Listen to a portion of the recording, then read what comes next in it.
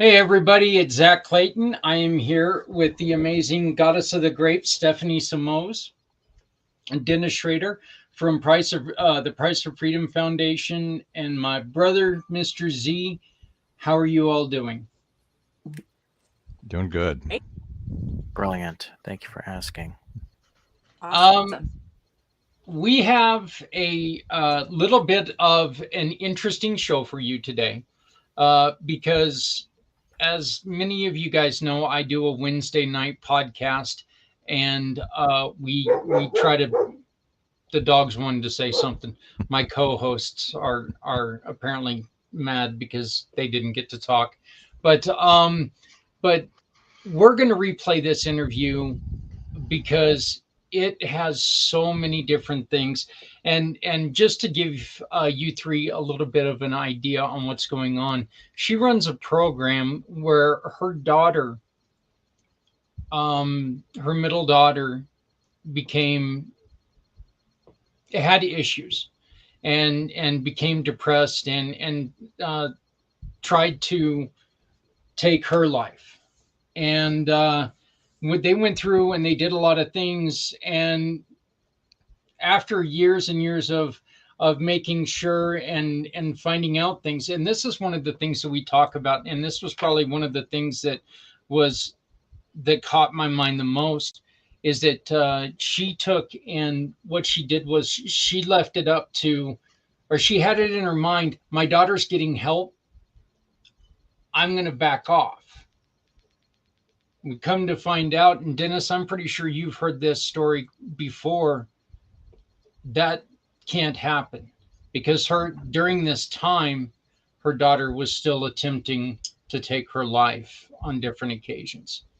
So have you ever heard a story like that, Dennis?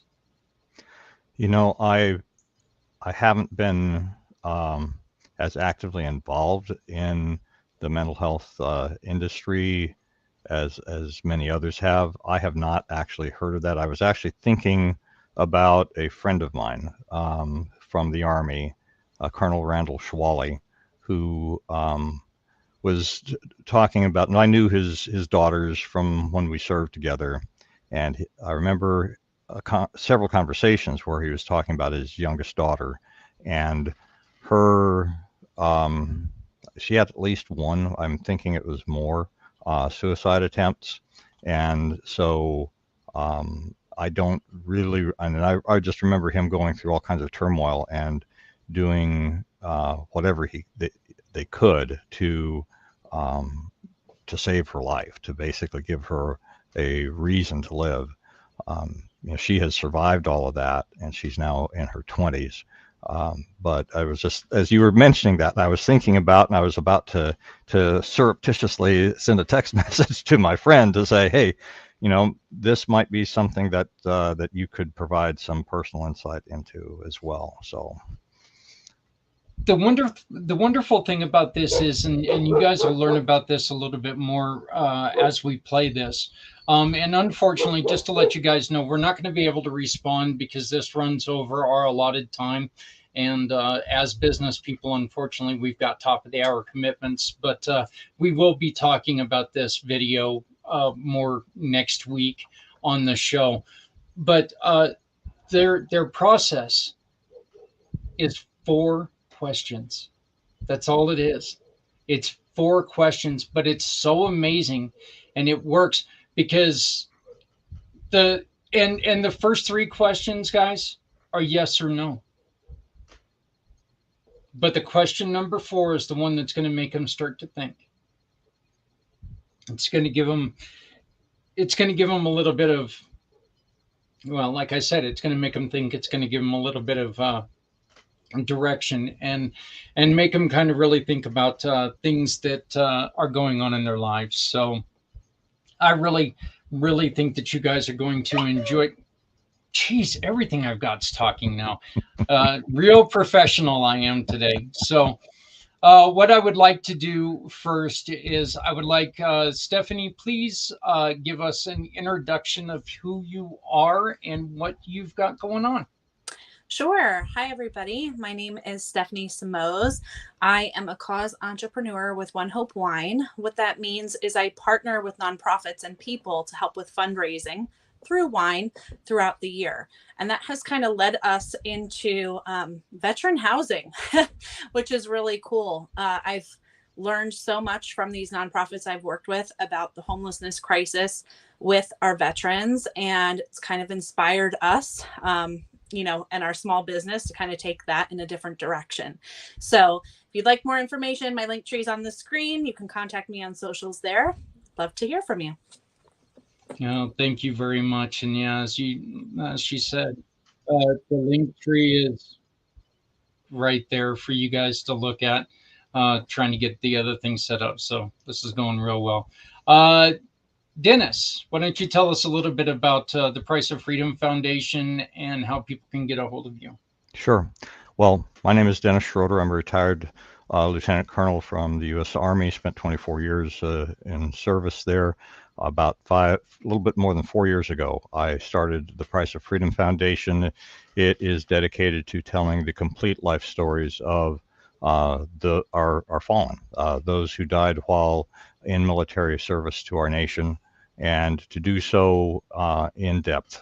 So as we are approaching Memorial Day, we're going to see lots of memorials to our honored fallen, but most of them are going to be, by necessity, fairly abbreviated.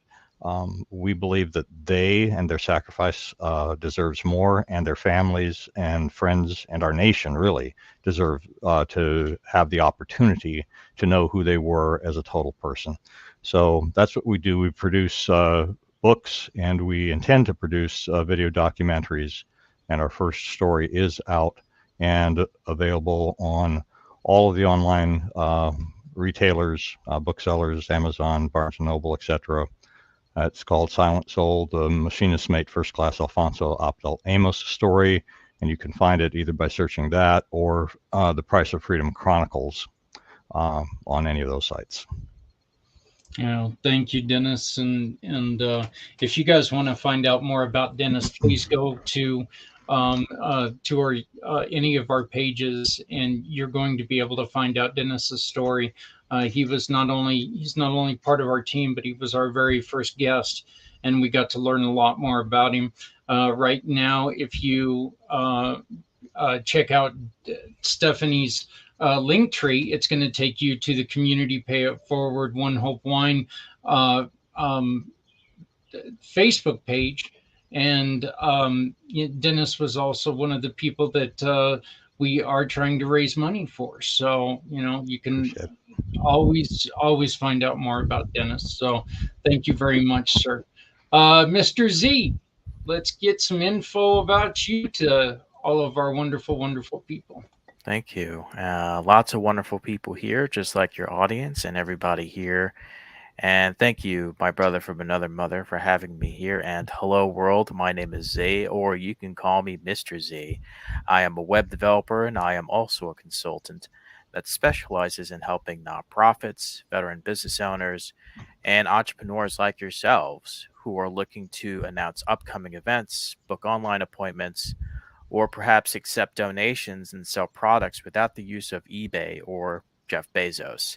I also provide a free consultation to those who are looking to get started on their brand new website, and to those that have an existing website, but they're not comfortable with the idea of making changes to the code of their website, whether it's WordPress, Wix, Squarespace, or more.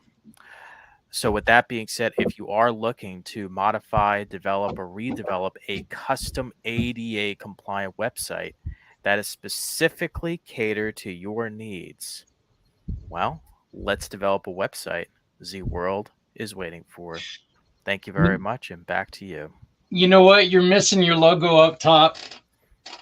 There you go. There it is. Yeah. That's the Peg channel, everybody. I want a coattail, like a parasite. It's actually kind of it made me a little verklempt, if you will, because I used to sit there in our networking meetings and listen to that all the time, and I always loved the Z World is waiting things. So good information. And we are working on getting all of the stuff out. Okay, the Facebook pages.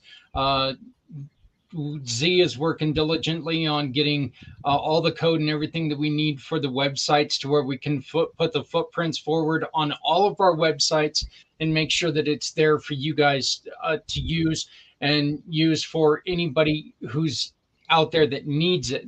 And we did come up with something today that is a very important part of what we're doing. And I'm just going to flat out give her the credit because Stephanie provided us with our brand new mission statement, and it's providing resources and sharing stories to support mental health and suicide prevention in a forward direction. So that's what the four of us and the six other people that you don't see right now, that's what we've all gotten together for.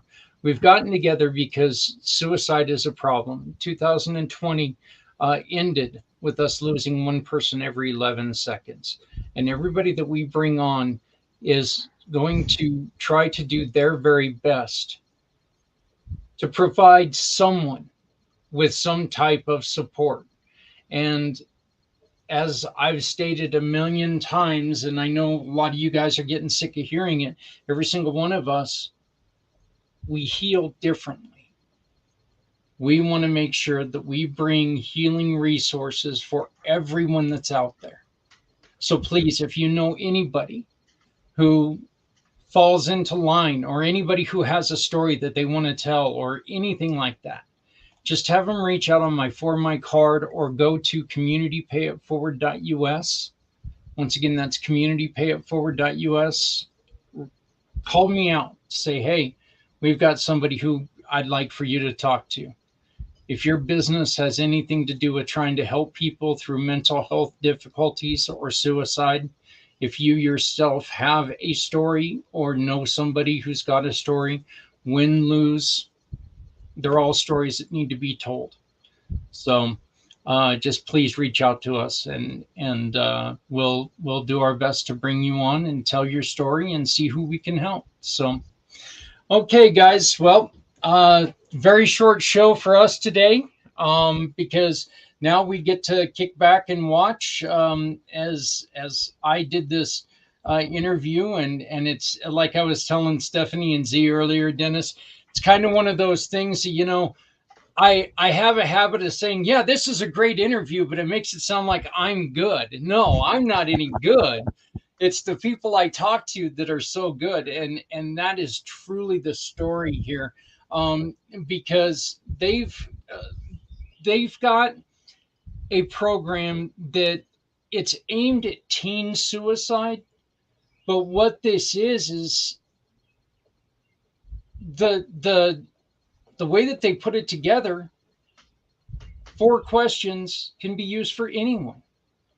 So I'm going to start the interview because I want you guys to go on ahead and see it instead of me ruining it.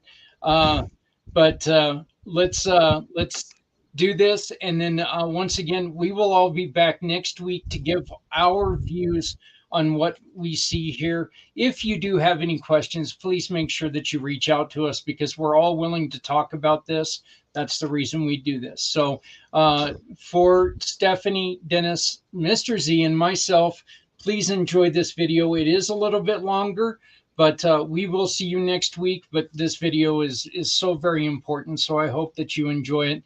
Please make sure that you take care of somebody because people out there, they need your help, okay? Make sure you never walk away because you don't know if that's going to be the last time that you ever see them. So we will see you next week. Thank you very much.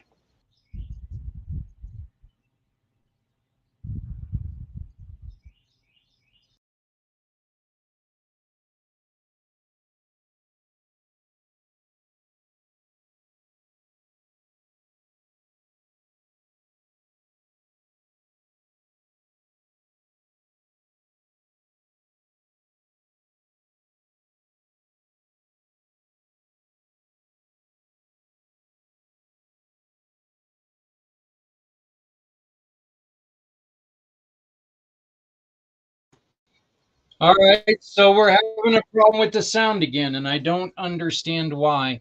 So give me just a second. Let me see what I can do here. And darn thing. Usually it's got a button on there um, that says share the sound, but it's not doing that right now. Let me see if I can find it here. So this is, I know, compelling, right? The best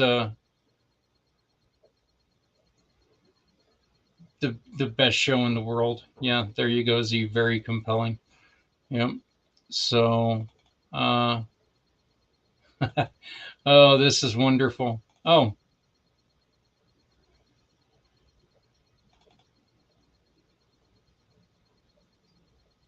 April, was it April 5th? No, that couldn't have been it.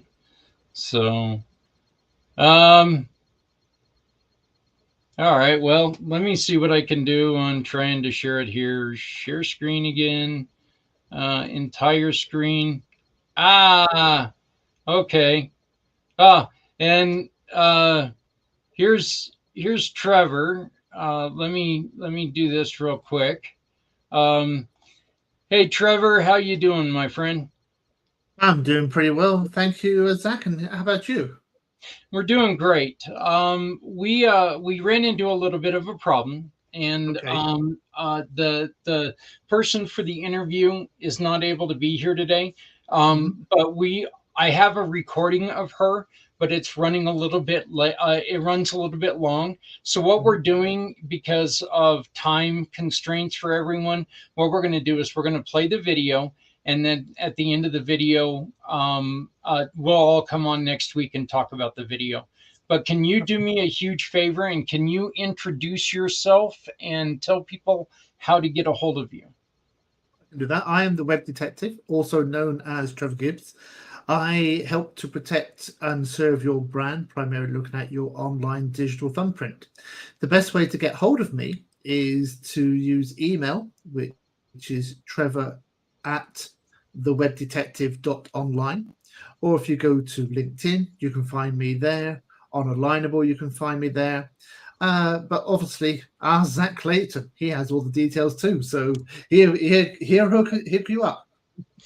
All you got to do is go to the Community Pay It Forward Giving Partners, because that is what Trevor is. Z is right along with him. You go to ADA Compliance, you click on that, and you can find either one of these gentlemen. So, but Mr. Trevor, please either join us or watch us online, and then we're going to come back next week and we're going to talk about this interview. Okay, sounds good. So thank you for joining us, and hopefully we've got this right. So here we go. We're going to try it again. We do have a couple things to announce. One, Mayday, we have a problem is now. Wow, she's excited. Is now under Footprints Forward.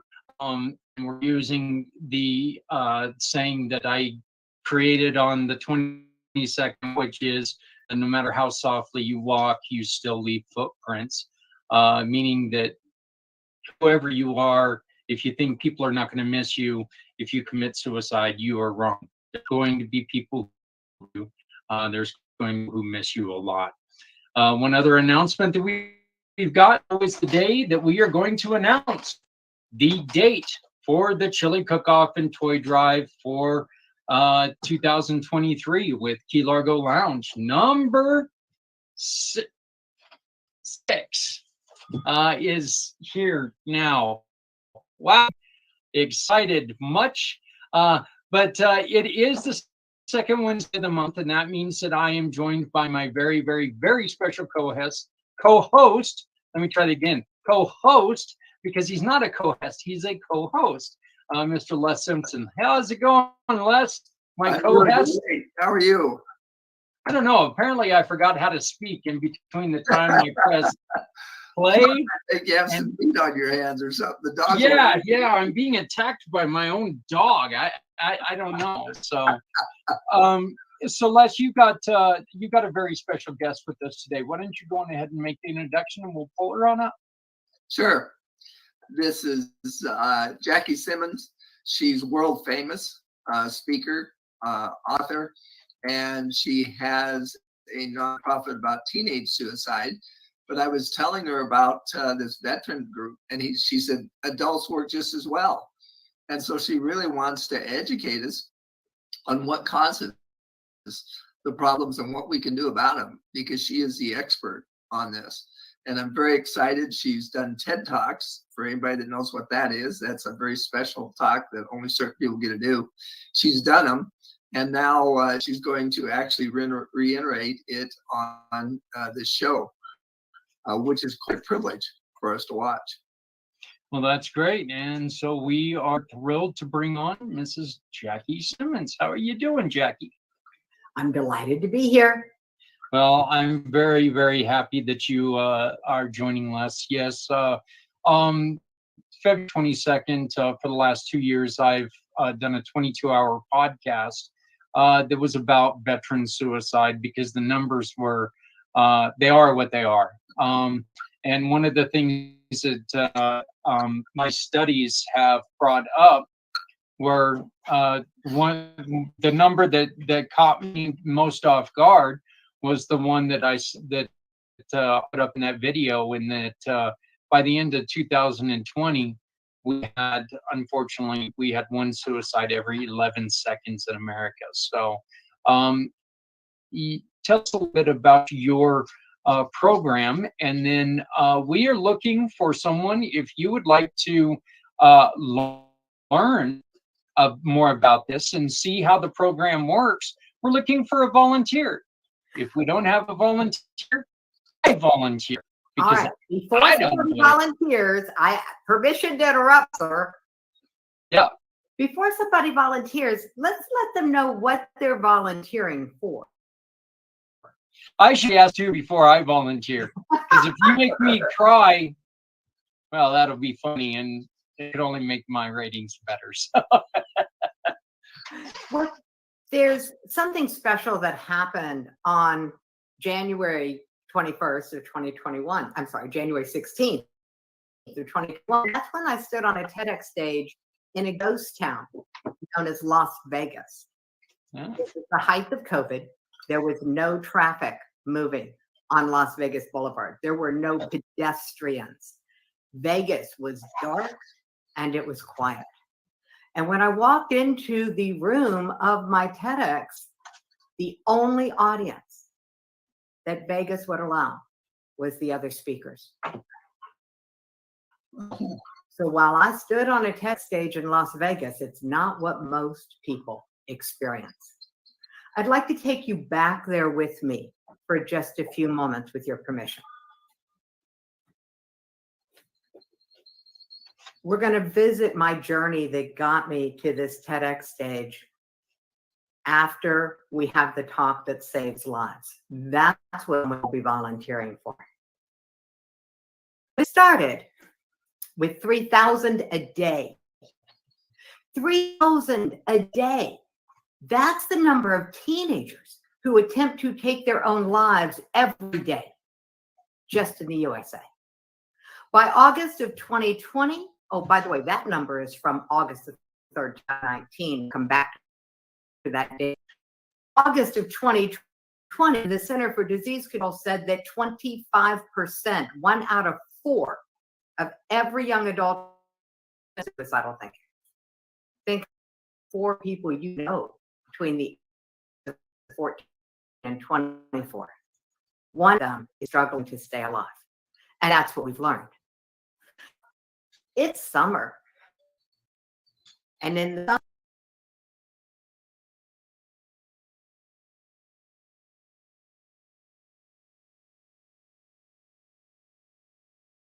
summer of 1995, in June, at the start of summer vacation, none of this was on my mind. My 3 daughters were in high school and middle school. They were getting ready for their summer trip to visit their dad and his family 1 state away. 3 daughters, travel means only one thing: shopping. My middle daughter, Stephanie, was in between her sisters, in between schools, and in between clothing sizes. Any woman knows where I'm going with this. Shopping became an adventure. Outfit after outfit, store after store, nothing fit her. And at the end of the day, we came home with nothing except an attitude. Stephanie stormed upstairs and into her bathroom, and I collapsed on the sofa, grateful to be off my feet. Peace and quiet.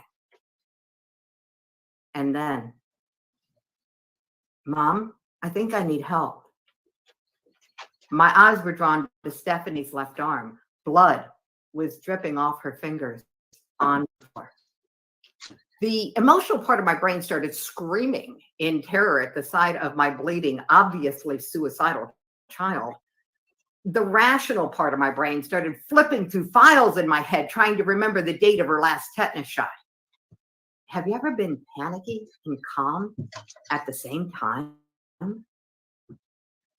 I wrapped her arm, held her tight, and assessed the wounds. They were not life-threatening. We made plans to see, we bandaged it up, made plans to visit the local teen mental health facility the next day, made the appointments.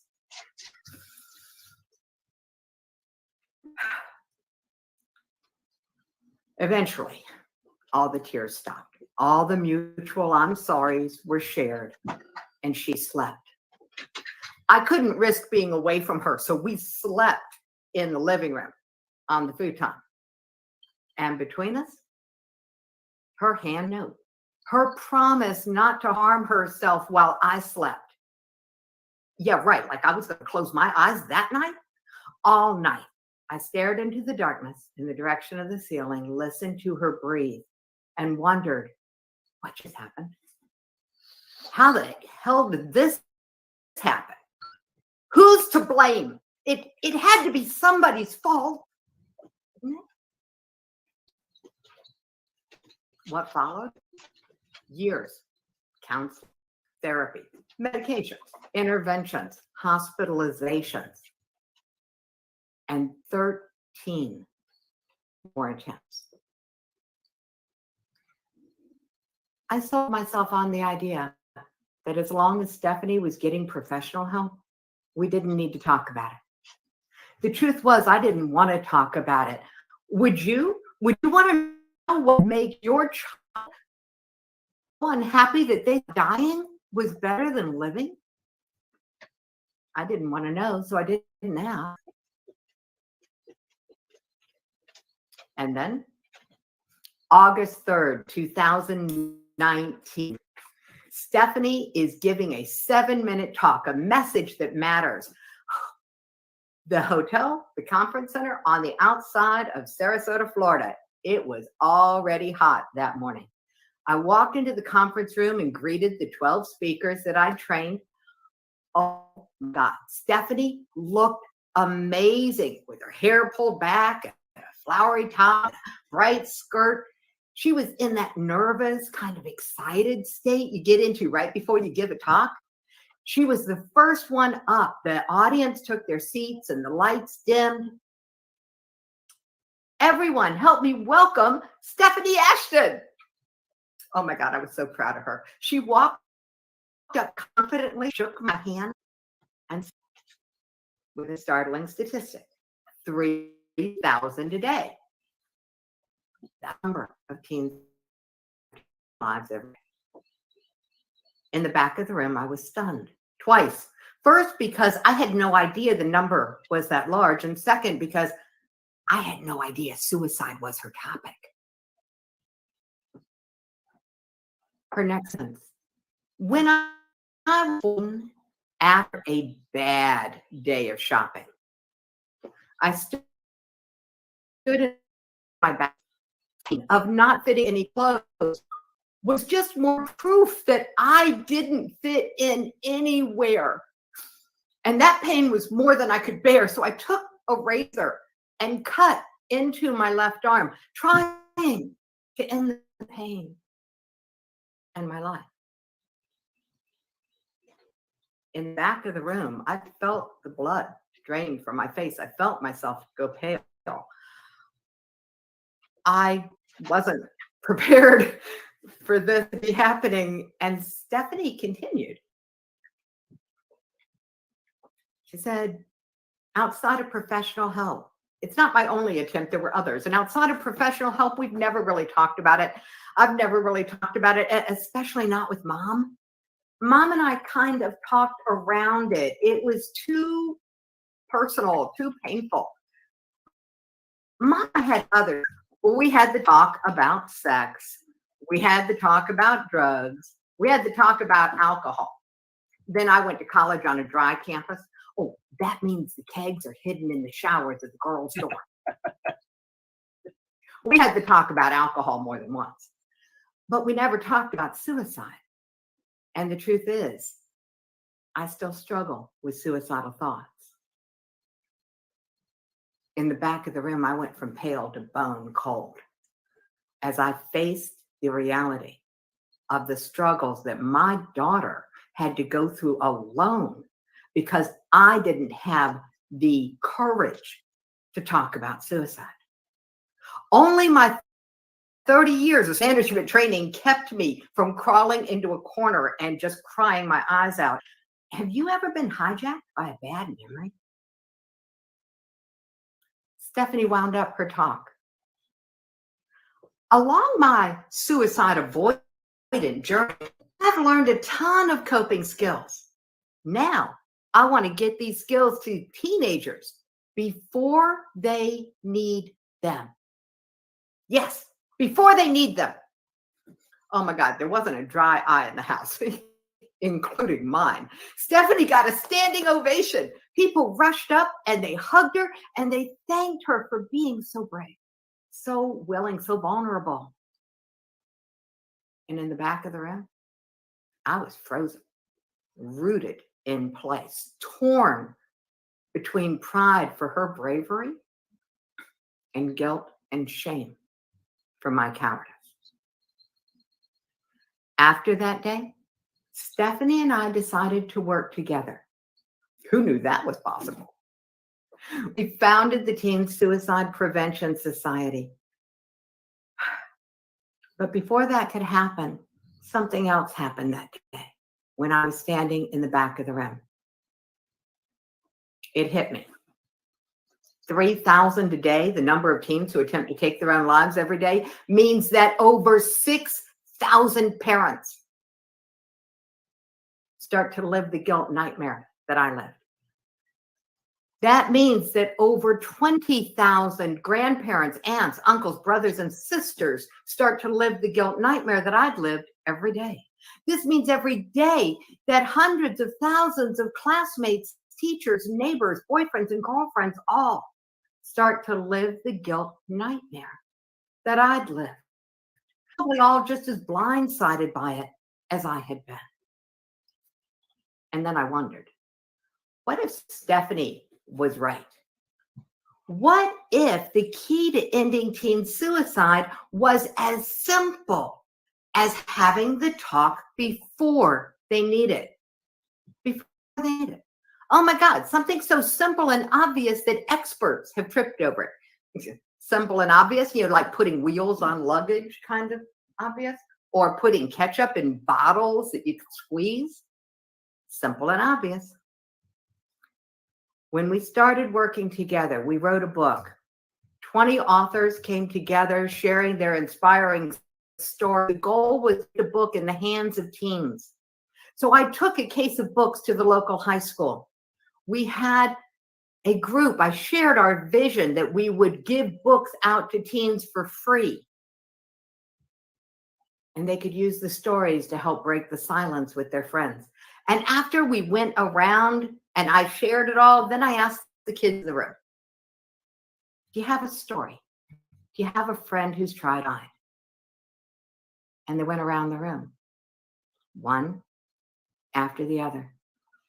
One young lady lost her first friend to suicide in elementary school, and her second friend just the year before.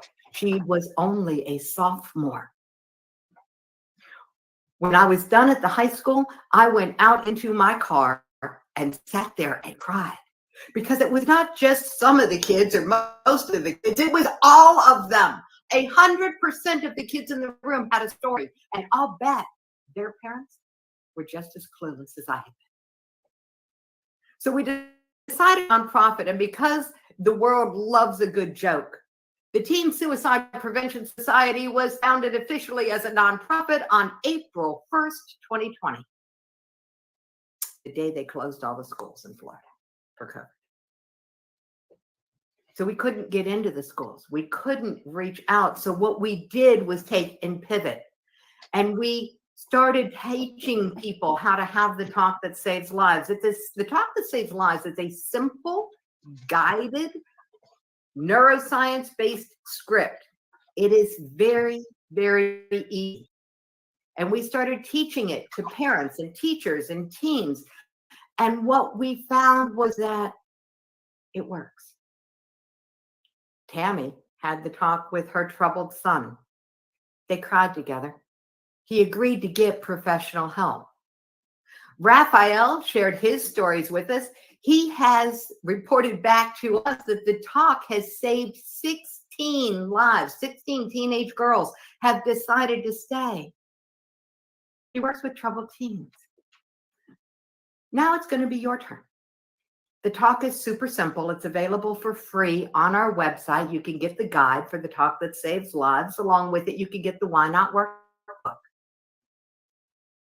Don't wait.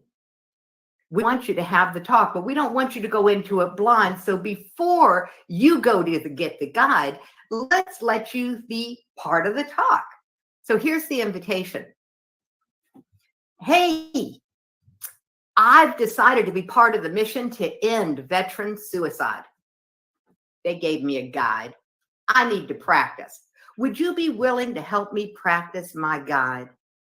And if you are, follow the instructions from Zach. We'll bring you up and you will get to be the first contestant on the talk that saves lives. And otherwise, I'm volunteering Zach, assuming you're still willing. Oh, I'm still willing. First off, it's terribly important story. And that's what I've got to say. One of the things that I think is so important about your story is it's something that we're parroting quite a bit. Is that look, there are things out here that if you're not, in which I can understand, as a mom, you're thinking that you put your child's life into the hands of a professional, so everything should be okay now.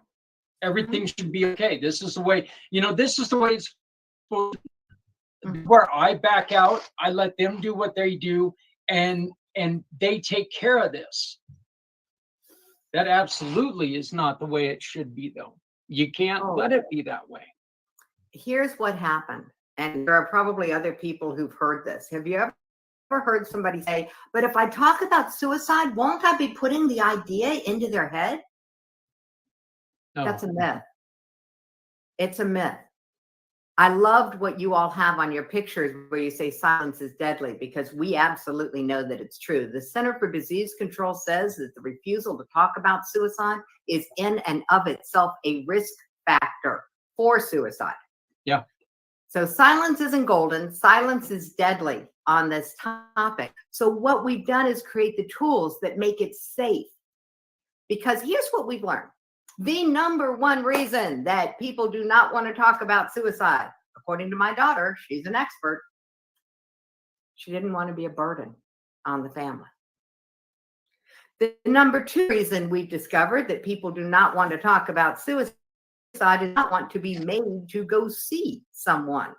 Why? Because they often have a traumatic background. And what we have known to be true is that starting with oh my God, for Stephanie, every time she started with a new doctor or a new therapist, she had to tell her history again.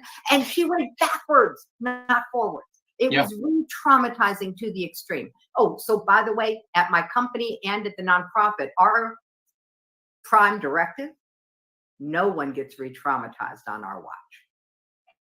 That's why it's a scripted talk. Someone using the guide has to commit that they will read it. That's why the invitation is worded the way that it is. They gave me a guide. I need to practice.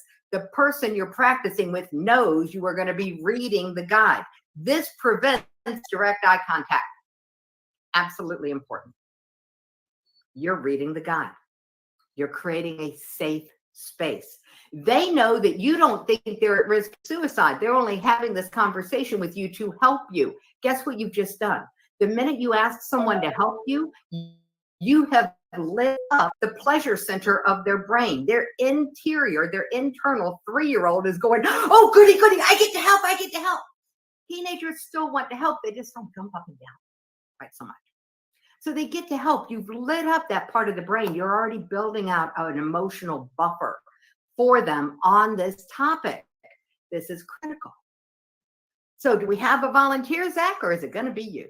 Looks like it's going to be me, but I've got one question for you real quick, Jackie. One of the other things that we've been really putting an emphasis on is that, you know what, if you are not the one who can talk, because there are people who just physically and mentally cannot handle the talk themselves.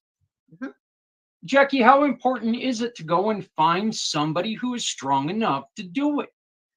Okay, you're talking about something that I want to highlight, a significant difference. You're talking about a conversation designed to intervene in suicidal thinking. That's in the hands of an intervention specialist. And there are trainings for that. That's not us. We are a pure prevention program provider. We are way upstream. That's why the invitation's worded that way. And here's why. COVID started shutting everything down. Most of the networking went online. And even when the networking started being in person again, the same thing held true. As soon as someone knew that I was connected with the Teen Suicide Prevention Society, the private chats would start. If not to me, then to post. What did I learn in my very unscientific experience? There's one in every room, at least. In every room, there is at least one person grieving the loss of a loved one to suicide. And in every room I walk into, there is at least one person struggling to stay alive. And the truth is, you can't tell by looking. You can't tell by looking. So here's the other thing the Center for Disease Control says. The number one risk group in the world for suicide is the person who's had a previous attempt. The second highest risk group for suicide in the world is you. If you know someone who's tried or died. You. How do I know it's you? Because I'll bet you know a celebrity chef, a gifted singer, a talented comedian. And thanks to media, we are all in a higher risk group than we used to be. Oh, and here's my rant on the topic. If you're a celebrity, you don't have the right to take your own life. Because the minute you do, everyone who has followed you is now at a higher risk for taking their own life because of something in the brain called a mirror neuron. I believe that if you're a celebrity, you have to step up and get help, or step back and get out of the limelight. There's that young little girl who had it, and I wish that I would have known that this was coming up, because I'd love to give her the credit. But I know that she has dealt with a lot of mental issues, and as a performer, she was a child performer, and she fully comes out and admits, "Look, I had a problem. I had to step away. I had to," and I love that statement that you just said. The other thing that I love is, the number one person we have to worry about is somebody who's tried, and it's because it's there. It's there. All right. And look, if you leave a conversation that is not completed, you may never get to finish that conversation. And so, I love what you're doing here. just to kind of give you a little bit of a background on me. As I mentioned right before this, I do the 22-hour podcast about veteran suicide on the 2nd of February every year. 3 weeks prior to that, I had someone very, very, very special to me who ended her life. And so I did that 22-hour podcast with the toughest memory. And it was one of the toughest things I have ever done, was sitting there and knowing that I'm sitting here trying to tell these people not to end their life, these heroes not to end their lives, yet I couldn't reach out to this person, or I didn't reach out to this person in time. And so I think that, this that we're about ready to go through, I think it's very, very poignant. I think it might be perfect timing. I think that we were going to say that this could be something that we were looking for a volunteer, but now I volunteer. I want to see this happen. Thank you, Zach, for volunteering. It's only 4 questions. Are you ready? I am very ready. Question 1. Zach, have you heard about the rise in veteran suicide? Yes. Oh, I forgot to give you the rules. The rules are, for the first 3 questions, you can only answer yes or no. And then on the 4th question, you can tell me as much as you want. Sound good? Boy, it's a good thing you said that, because you can ask less. I don't shut up. So yes. All right, good. We'll start over so everyone can get this. Question 1. Zach, have you heard about the rise in veteran suicides? Yes. Thank you. Question 2. Do you have a story? Do you have a friend who's tried or died? Yes. Thank you. Zach, question 3. Have you ever thought of leaving that way? No. Thank you.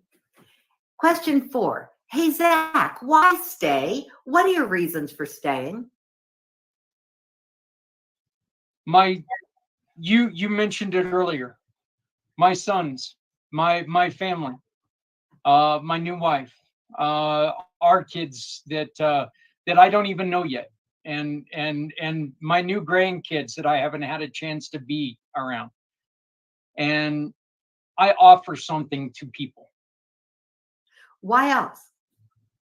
And look, there's no, what would it prove other than, Hey, Zach, I'm going to ask it another way. Let's make it a little easier. okay, good, because yeah. Here we go. You ready? Here we go. Another way to look at this. Zach, what's so good about your life that you want more of it? For me, that answer is very simple. Change. Life changes. I went from a motorcycle accident where I almost died to where I am now, trying to help other people live. And now I got both of my co-hosts here. Apparently my dogs wanted to be not left out. Yes, I don't want to die because of you too, even though your breath stinks. Dogs are very in tune to the emotions. What everyone saw, and you might have felt, is that when you started talking about your reasons for staying, your whole demeanor changed. Your energy changed. Your voice tone changed. And so here's what happened in the brain. We very strategically, with very neutral language, agitated the broad topic of veteran suicide. Then we brought it closer to home, and then we brought it inside.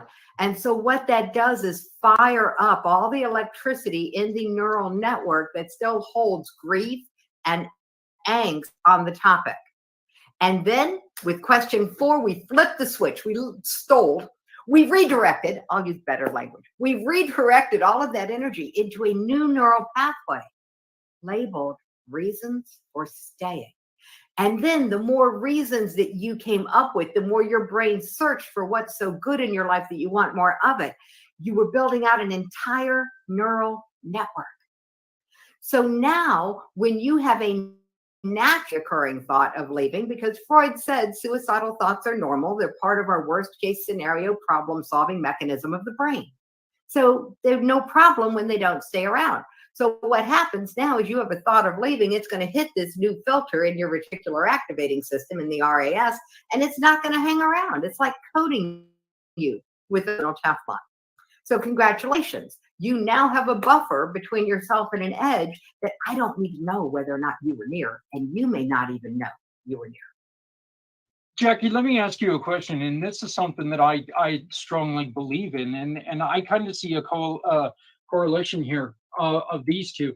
I always tell people, 17 years ago, I quit smoking, and I was smoking 3 packs of cigarettes a day, and I quit on that day.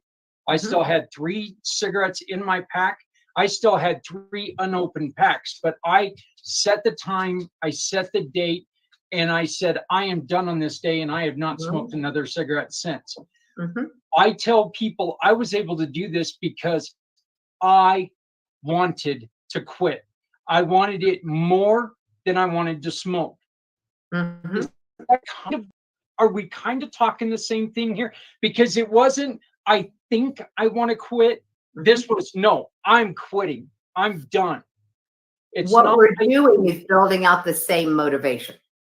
So Zach, to peel this back, why? Why not stay a smoker? What was going on in your head? Why not continue to smoke? Oh, that again, I'm going to answer the same question I did with the why wouldn't I leave? My sons. My sons came up to me and asked me to quit, and that was the first thing. I couldn't get through eating a meal without smoking a cigarette. I could not get a night's sleep without waking up to smoke. Why not stay a smoker? Because you wanted to sleep through the night. Yeah. Because you wanted to enjoy a whole meal. Because you wanted to be around for your kids, and your kids had identified that you might not make it if you didn't quit. Yep.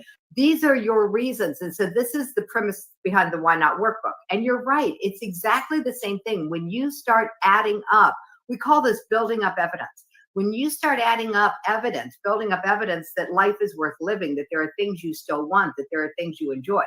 But you can't just go up to somebody and ask them what they want. It really requires the pathway to be effective. Because remember, what we're doing is intentionally building up the electricity and angst on this topic using specific, neutral language that you read.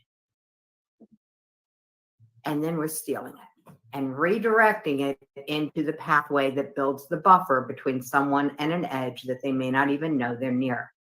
Now, I want to give the disclaimer for any of you who have loved ones that you're worried about.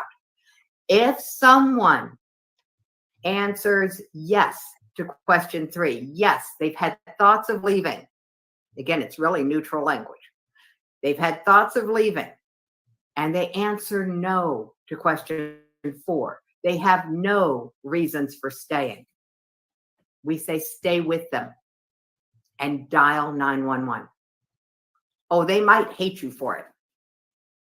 And you might save their life. But Zach, you've been around this topic a long time, especially with veterans, right? Yes. Yeah. Yes, we've been around it for a day or two. All right. So here's my question for you. Now that you've experienced this talk, and you know that we work with people of all ages, all walks of life. I work with vets all the time. Zach, what percentage of people do you think have had that experience that we've had the talk and they've said yes to question 3, they've had thoughts of leaving, and no to question 4, they had no reasons for staying? Just a percentage. What do you think? That's a tough question to answer. Yeah, just a guess. Because truthfully, thankfully, everybody that we've talked to so far has recovered or is on the way to recovery. Right. So remember, you're talking about an at-risk and known at-risk population. I'm talking about the population in general. So yeah, I mean, I would definitely say over half. I mean, we know look, and we say it all the time. It was at one point in time where we would say that every single one of us knows somebody who's had cancer. Mm-hmm. We're this way about suicide now. Every Right. single one of us knows someone. Right. So that's question 2. Do you have a story? Do you have a friend who's tried or died? The question is, when someone says yes, they've had thoughts of leaving, to question 3. And when I ask question 4, when someone asks question 4, what are your reasons for staying? Why stay? They said nothing. 0 reasons for staying. That's the red flag. You call 911. You don't wait. You stay with them. How many do you think there have been out of the thousands of talks? Just a percentage.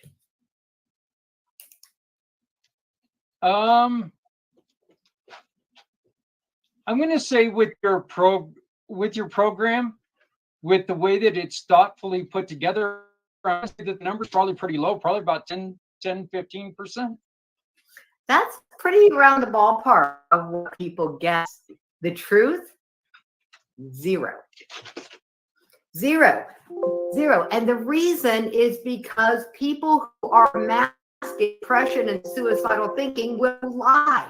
Yeah. They will lie. And you know what's so great about it when they lie? Their unconscious mind is to give answers to the questions, reasons for staying. And even though they're making them up, their brain is building out the same file folder in their head labeled reasons for staying. It builds out the same buffer, even if they lie.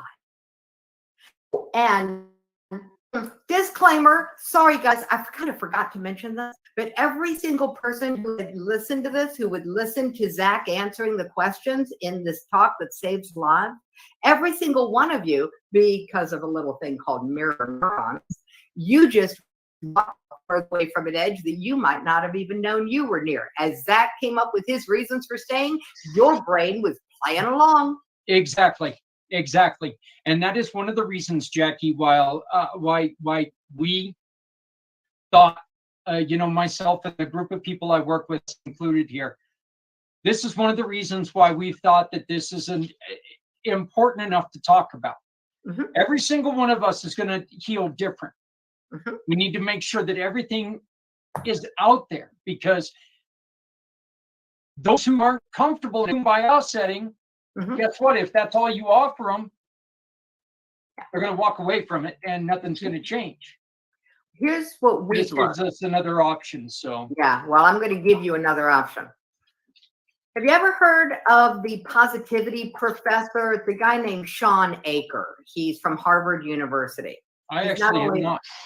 He's not only a graduate of Harvard, he also started their positive psychology department. He's there when that whole thing started. And he delivers what is arguably the funniest TEDx talk of all time. So I'll make sure that you have his name spelled correctly. It's just SHAWNACHOR. And his topic is called The Happiness Advantage. When I was reading through his books, he's written several. He wrote the books before he did the TEDx talk, kind of backwards from the way most people do it. It was his 3rd book where he said, we got it wrong. In the positive psychology world, we were studying what helps people in college and high pressure environments like Harvard, what helps them succeed. And what we were looking for was, how supported are you by your community? So we were asking questions about, did their friends call them? Did they belong to a club? These kinds of questions, and we could find 0 correlation. Year after year, 0 correlation between how well you're supported by your environment and your community and whether or not you thrive and succeed in life. And then we realized we were asking the wrong question. We started asking, what do you do to support your community? How many people do you reach out to in your community each week? And we started asking the opposite question, and what we discovered was an 86% correlation between your involvement actively supporting other people and your ability to thrive in high pressure environments, intense environments, and to succeed in life. The reason we wrote the talk the way we wrote the talk is because when you get the guy and you are asking these questions of someone else, the reality is you are suicide proofing two people. Out a buffer, both of you, backing away from the edge. And what we believe is that if you can build out a big enough buffer to back somebody away from the edge, you will never have to talk them off a ledge. And that's the premise behind what we do. We have tools for intervention. We have the Why Not workbook. Did that for free at the website too. That game I played with you about smoking, where you get ready to argue for what you want by asking them why not keep doing what you don't want. So that's all scripted out for people that they can fill it out like a journal. They can work with that. It's really easy. But we've got a bigger tool now, Zach. Last year, a group of very talented musicians and lyricists wrote a song. You can find it on the before you decide. You want to share that? Yeah, let me go on ahead and if I have your permission, I would love to share this and share the video with it. Awesome. That would be great. All right. Well, here, let me go on ahead and get this set up here real quick. I just so we will go on ahead and play this video so everybody can check out. So do you want to introduce who this is? The young man's name is Logan Klaus. He was one of the group of lyricists who came together to write the song. It's his image on the cover. It's him with his guitar and the firelight in his face, so you can't really see his features. Behind him is a black lake because it's dark outside of the fire.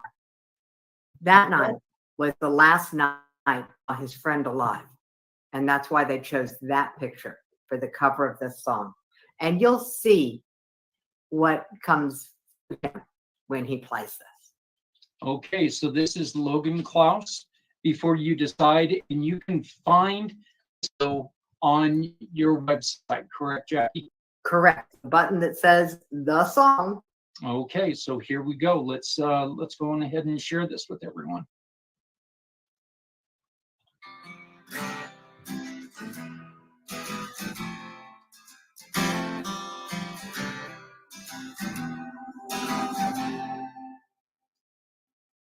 Listen, I don't wanna wait. I don't want to find out that I asked too late. Don't have to change. There's no need to worry about what you say. It's alright. I'll be many nights next to find your reason why. Or you decide to throw it away. Just know that the storm clouds won't always remain. Or you decide you can't find the way. Just wait for the sun that comes after the rain. Before you decide. Before you decide.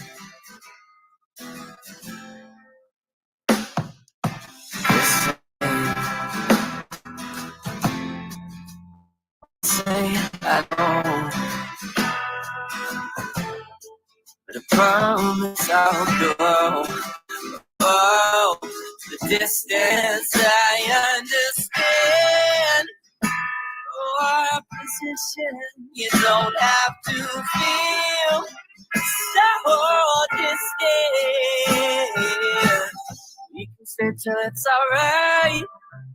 I'll hear as many nights takes to find your reason why. Before you decide to throw it away, just know that the storm clouds won't always remain.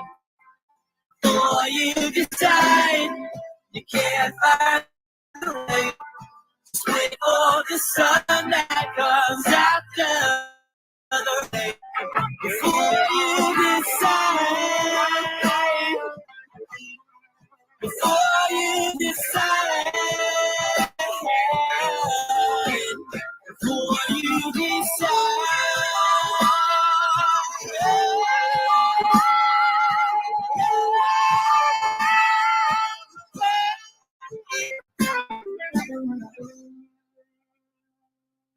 listen.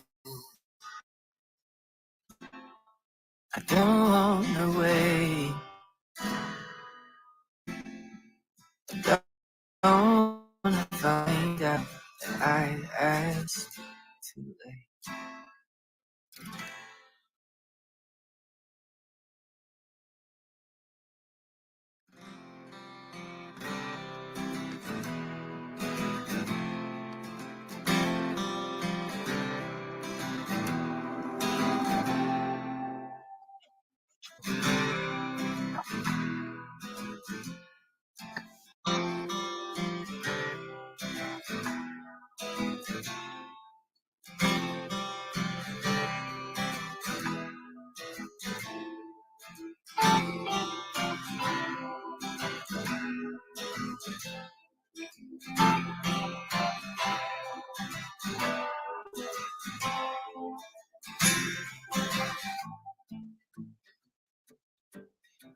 That was absolutely amazing. It really was. I'm very, very impressed by that. A couple of things that and more, but wait till I'm okay. He was playing on my other screen, so a couple things that really caught my eye, and that was it looked like it was every town in America that he was at. I think that makes a huge impact because every kid in the world can see exactly where he was in their town, no matter what their town looks like. Yeah. The point, it was also a sited in one area because you looked over and it was the bigger single family homes. And so I think that was making a really, really good point. And then, just I'll make the commitment. And that was something, the other really words, I'll say no. Because that's something that we always try to tell people. Oh, I know how you feel. Oh, hell no, you don't. Yeah. You may, and we try to let people know that, look, your situation is different because it's you. That's what makes your situation unique, is it's you in this situation. And so what got me there is not what got you here. And so that's why we really do. We always try to tell people, don't ever say, I know. Instead, what do you give people to say instead of, I know? And now you ask them why. What's number 4? Okay. Yeah, number 4, why stay, but you can't start with why stay. Right. Yeah. So it doesn't work well. The first thing, if you think someone is struggling, the first thing is say, I'm here. I got you. I'm not going to leave. And then to them about what's true. Tell me about your worst day. Tell me about your best day. Do you see the grasshopper? Get them grounded. First, you just address the fact that they have emotions. Ask them what they're feeling. Not a good idea. Better to ask them, do you see the grasshopper? Whatever it is, put them back in touch with their physicality, with their environment.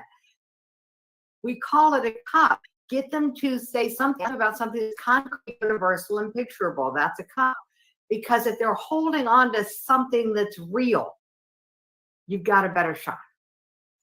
Jackie, one of the other things, and then Les, I am hoping that you want to jump in here and ask a couple questions. I know I've kind of taken over your guest and I've kidnapped your show here, my friend, but this is just fascinating for me. Jack, one of the Brian gave a wonderful program. Brian pulled the gun out of his mouth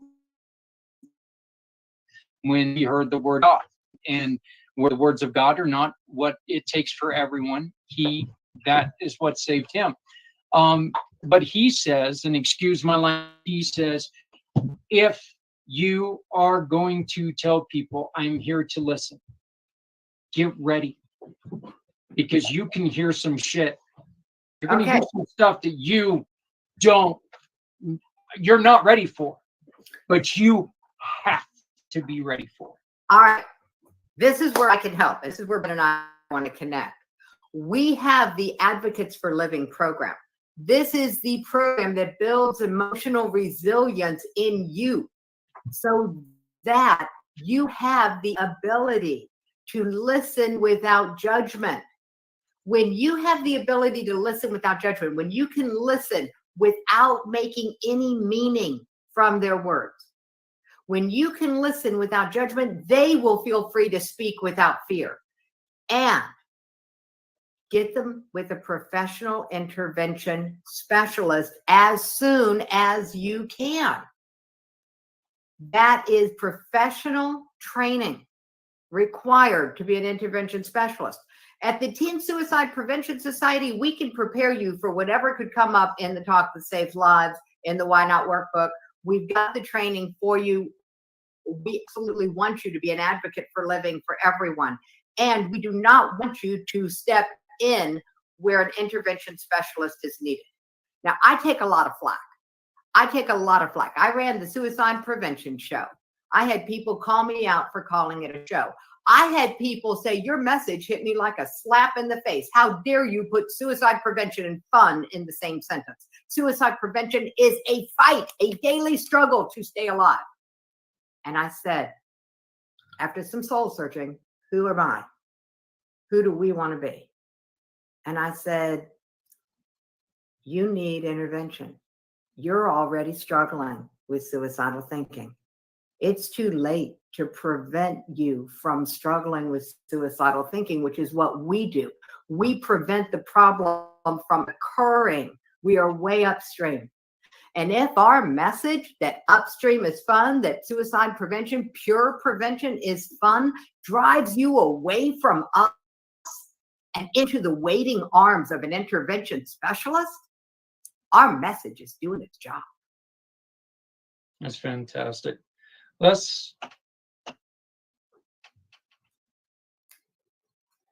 You're on mute, my friend, or your microphone's off. About that, I said, I think this is great. I've learned a lot. Understand more how the mind works and Wow. So I think she definitely should be on many stages and get the word out there in different areas, because this has been phenomenal. And I think the teens and the veterans need to know about it. Can you imagine what would happen in the world if we got teens to have this talk with vets and we got vets to have this talk with teens? We might solve two problems. Yeah, that's very true. They all, in my opinion, the guide is really good. Trust me, I've worked on it for years. And I believe they need the Advocates for Living program so that they learn how to have the talk that ends self-sabotage, and the talk that ends bullying, and the talk that ends negative thinking. Those are the other three talks in the training, along with the talk that saves lives. So those are the four components to be an advocate for living.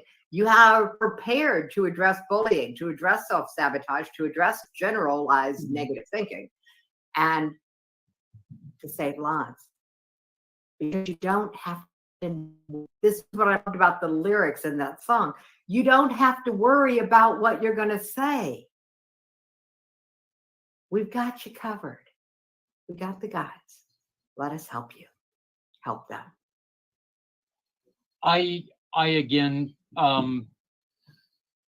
thank you. This was, as Les said, this was eye-opening, and as much work as you guys put into it to make it as simplistic as what you've done. Let me ask you one last question. Unfortunately, we're coming up to the top of the hour. But let me ask you this question.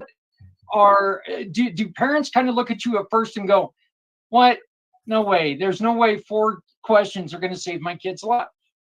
What they tell me is, my kid's not in trouble. Yeah. And every parent who's looking for signs, if you are waiting for signs, you are looking for trouble, because the reticular activating system is set to a default setting that my child's okay, which means that even if there are signs, your reticular activating system will not let you see them. And it is not your fault. It is not your fault. It is the way the world works. And one day you'll understand this. I believe we are in the suicide war with 2 A's. We're all at risk. Once you accept that you're a child in this day and age, no suicide. You want to get scared? Ask your kid what they call suicide in his school. Around where I live and on the internet, teenagers are talking about suicide as self-deleting, like it is no bigger deal than hitting the delete key on a keyboard. Our kids know suicide. You need to know the talk. They know suicide. They also don't know fear anymore, and they're not afraid of it anymore. They don't see, they're not thinking. They They're lost not autism. They can't think about it. Their prefrontal cortex is not fully developed. Mhm. And we can go off on 2 tangents here. The first one is they have a thought of leaving. They can't talk about it. Why? Because all the suicide prevention programs out there say, it's safe. Tell us. We're going to love you. And then they see friends being carted out of the counselor's office in handcuffs, escorted by policemen, and put in the back of a police car and taken into a 72-hour psychiatric hold. That does not feel loving and safe to them. So they are not going to break the silence. That's why it's up to us. Well, It's up to us. And by the way, it's no different with adults. In Florida, we call it the Baker Act. In New York City, the director of the Suicide Institute had a doctor, and the nurse said, great, I've got your intake forms. Oh, wait, do you really want to answer this question this way? The guy says, I'm not going to lie. He's the director of the Suicide Institute. The next thing he knew, he was in a wheelchair with an armed security guard on either side of him, being wheeled into the psychiatric intake ward. The rules are there, and they were designed that seemed like a good idea at the time. And in reality, sometimes it's not. And so once you understand what we're up against, we can say all of the words that we want. If we don't do something different, we're going to lose a generation. We've already now losing 27 veterans a day. The new numbers just came out. It's not getting any better out there, guys. They haven't released the numbers about teenage attempts. It's not getting any better. no. The only thing we can do is change what we do. And what we want is for everyone to just say, I might be at risk too, because I know a celebrity chef. I know a talented comedian who took their own life. Maybe I'm at risk too. Let me read the guide. Read it yourself. Read it out loud. Let your reticular activating system get reprogrammed yourself, and you will stop being so afraid. Learn about these simple ways to help break patterns. Because when that kid gets the thought and they're scared to talk about it, what do you do when you're scared about thinking about something? You try not to think about it, right? Yep. Fight or flight. Try not to think about an elephant. I dare you. Try not to think about an elephant. How many of you have prancing pachyderms in your brain now? What happens when you try not to think about it is you're stuck thinking about trying not to think about it, which is doubling down on it. This creates a negative echo chamber in the brain. Your subconscious mind is elegantly designed to bring about what you think about. This is the law of attraction in action. Now you've got the brain trying to make plans and look for opportunity, what you're thinking about, which is suicide. And all it takes in a teen is for subconscious plan to cross opportunity. And that's why we have jump nets on bridges, because teens are waking up in emergency rooms going, I don't know what happened. And it's true. When you ask a teen, with all blessings to all suicide intervention programs, they are the reason my daughter is still alive, and this is where they're broken and backwards. They say, do you have a plan? The teen, in all honesty, is going to say no, because it's not a conscious plan. This is how your brain really works, guys. And it's working against the teenagers because they don't have a fully developed prefrontal cortex. They don't have a pause button. They don't have the value of perception. It's not there yet. Jackie, I'm just going to say all the love in the world to you for what you've done. All the love in the world to your daughter for what you guys have done together. Please keep up all the great work, and feel free to come on and join us at any time, because we want to keep up with what you're doing. I'm going to be reaching out to you in the next couple of days to find out if Community Pay It Forward can lend any assistance to you guys, because we would love to be part. We're going to be talking to one of my long-term great friends and partners here in just a minute, and I think that he was watching a little bit of the show before he came on, and I know that this is something that, you know, we've been talking about for a while, just because this is something that, again, it is affecting society now. Mhm. It's not affecting a subsect of the society. This is affecting society in a whole. So, but Jackie, once again, it is Teen Suicide Prevention.com. Teen Suicide Prevention Society. Think Society.com. Teaspoons. TSPS. We call it teaspoons. Well, like I said, and all you have to do is go on there and get the guide here, and the guide is absolutely free, right? Absolutely. There you go. So, and free is a really good number for people who want to save someone's life. So I think everyone can afford free when it comes to saving your son or daughter, niece or nephew, or even neighbor's life. And no one can afford not to, Zach. That's right. That's right. Well, thank you so much again for joining us, Jackie. Like I said, I will be reaching out in the next, probably tomorrow. I am so excited to talk to you. Les, you got anything going on this week? Usually I'm used to listening to you talk, but this became so much huge part of what we've just started to announce here on the PAC channel that, you know, I mean, this just, the flow of this show was just chilling. I mean, I'm still sitting here with goosebumps, you know, but I mean, it's such a great, but thank you for bringing her on. You bet. So, Les, you please tell me about how you can help people make some money. Well, what we're talking about is, in fact, Jackie saw this. She introduced me to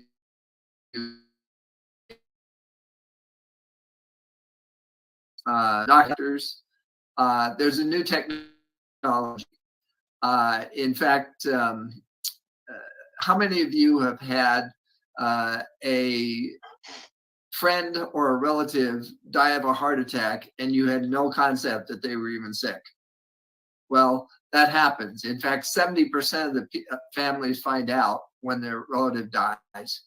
And when you go into, you can do one of two: stress test or a blood test. Well, now there's a new technology that a camera that we've had in 180 hospitals for 15 years, and in 10 minutes under the tongue, the doctor can tell you if you have a risk of a heart attack in the next 6 years. And then we have a supplement to restore the circulation so that heart attack doesn't happen. And I'm looking for people that, first off, if you, and this scan's only $300. So introduce me to your doctor. He can buy the camera, and he makes a lot of money in saving your life. But at the same time, I'm looking for medical device salespeople that know the doctors. I'm looking for influencers. And we're talking, with this camera and everything, we're talking 6 and 7 figures for influencers really in the medical or natural health field. And so I'd love to talk to anybody that has always wanted to work with doctors but didn't know how. This is the way to do it. And we can support them, and you'll make, like I said, 6 figures. I appreciate it so very much, Les. As always, we will see you again in a month, and I mean, bravo, my friend, bravo, bravo, bravo. What a great job, Jackie. I cannot thank you enough for coming and being